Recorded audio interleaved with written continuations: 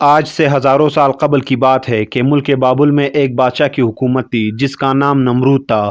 نمرود نہایت ہی سرکش اور ظالم شخص تھا۔ اس نے خدا ہونے کا دعویٰ کر رکھا تھا اور جو اسے خدا نہ مانتا تھا اس پر بہت ظلم و ستم کرتا تھا۔ نمرود خود بت پرست تھا اور اپنی سلطنت میں بھی بت پرستی کی اشاعت کیا کرتا تھا۔ نمرود کی محل مختلف قیمتی پتھروں کے بنائے ہوئے بتوں سے بھری ہوئی تھی۔ اللہ نے نمرود اور بابل کی لوگوں کے طرف حضرت ابراہیم علیہ السلام کو مابعوث فرمایا۔ آپ نے نمرود کو اللہ کی عبادت کی طرف بلایا، مگر نمرود کی جہالت، گمراہی اور بادشاہت کے غرور نے اسے اللہ کے انکار پر کھڑا کر دیا۔ جب حضرت ابراہیم علیہ السلام نے کہا میرا اللہ تو وہ ہے جو زندہ کرتا ہے اور مارتا ہے، تو نمرود نے جواب دیا کہ میں بھی زندہ کرتا ہوں اور مارتا ہوں۔ ابراہیم علیہ السلام نے کہا میرا رب مشرق سے سورج کو نکالتا ہے، اگر تو خدا ہے تو مغرب سے سورج کو نکال کر دکھا۔ یہ سن کر نمرود لاجواب ہو گیا۔ نمرود نے غصے میں آ کر یہ حکم دیا کہ ابراہیم کو بطور سزا آگ میں ڈال دیا جائے۔ لہٰذا بابل کے لوگوں نے ایک خاص مقام پر لکڑیاں جمع کرنا شروع کر دیا۔ جب لکڑیاں جمع ہو گئی تو نمرود کے حکم سے اس کے کارکنوں نے ان لکڑیوں میں آگ لگا دی، جس کی حرارت اتنی زیادہ تھی کہ کوئی اس کے قریب بھی نہ جا پاتا تھا۔ جب حضرت ابراہیم علیہ السلام کو اس جلتی ہوئی آگ میں پھینکا گیا تو اللہ کے حکم سے وہ آگ ٹھنڈا ہو گیا۔ جب نمرود کو یقین ہو گیا کہ آگ ابراہیم علیہ السلام کا کچھ بھی نہیں بگاڑ سکتی تو اس نے آپ کو آزاد کر دیا۔ مگر نمرود اور اہل بابل نے اس معجزے کے بعد بھی اللہ اور اس کے سچے پیغمبر پر ایمان نہ لایا۔ اس کے برخلاف نمرود نے بابل میں ایک عظیم مینار بنوانے کا حکم دیا جس کے ذریعہ وہ ابراہیم علیہ السلام کے خدا سے مقابلہ کر سکے۔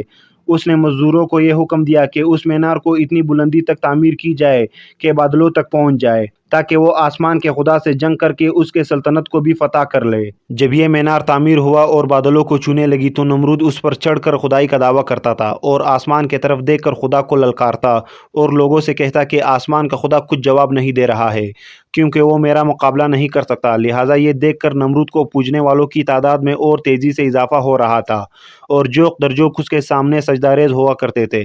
لہٰذا نمرود اس بات سے بے خبر تھا کہ بہت جلد وہ اللہ کے غضب کا شکار ہونے والا ہے اور ایک سخت عذاب اس پر جلد مسلط ہونے والا ہے۔ اللہ نے ایک آسمانی فرشتے کو نمرود کے دربار میں بھیجا۔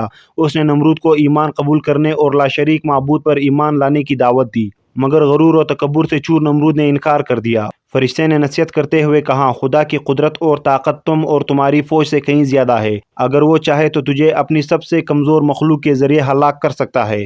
لہٰذا نمرود نے خدا سے مقابلہ کرنے کا تقاضا کیا۔ فرشتے نے نمرود کو 3 دن کی مہلت دی جس میں اس نے اپنی تمام لشکر کو جمع کر لیا اور پوری طاقت و قوت کے ساتھ جنگ کے لیے تیار ہو گیا۔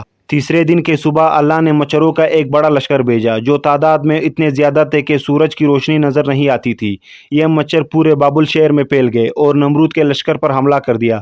مچھروں نے لشکر کے سپاہیوں کے خون چوس لیے اور گوشت چاٹ گئے۔ ان لوگوں کے صرف ہڈیاں باقی رہ گئی۔